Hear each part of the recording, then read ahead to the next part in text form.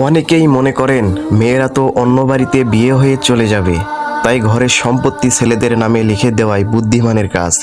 কিন্তু বাস্তবতা হলো আল্লাহর দেয়া বন্টন ব্যবস্থাকে অমান্য করে নিজের ইচ্ছামতো সম্পদ বন্টন করা চরম অবজ্ঞা ও জুলুম। যে বাবা আজ দুনিয়ার মোহে পড়ে বা বংশের গৌরব ধরে রাখার অন্ধ চিন্তায় মেয়েদের তাদের ন্যায্য অধিকার থেকে বঞ্চিত করেছেন, তিনি মূলত নিজ হাতের নিজের পরকালকে জাহান্নামের আগুনে পুড়িয়ে ছাই করেছেন।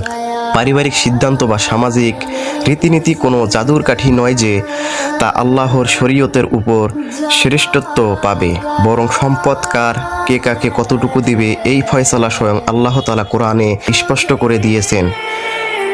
যখন একজন পিতা ইচ্ছাকৃতভাবে মেয়েদের বঞ্চিত করার জন্য ছেলেদের নামে সব সম্পত্তি লিখে দিয়ে যান, তখন তিনি কেবল একজন সাধারণ অপরাধী নন, বরং একজন জালিম হিসেবে মৃত্যুবরণ করেন।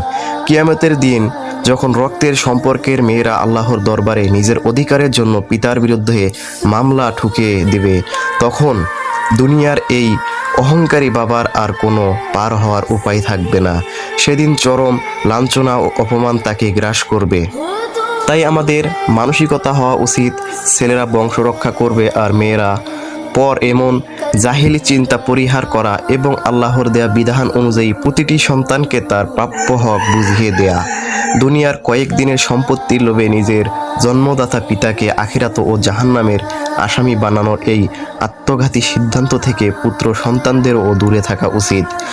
আগে আমাদের লোভী দৃষ্টিভঙ্গি বদলাই, মেয়েদের অবহেলা না করে তাদের অধিকার বুঝিয়ে দেই, তারপর দেখব আল্লাহর বারাকা ও রহমত কিভাবে আমাদের পরিবারকে মুড়ে রাখে।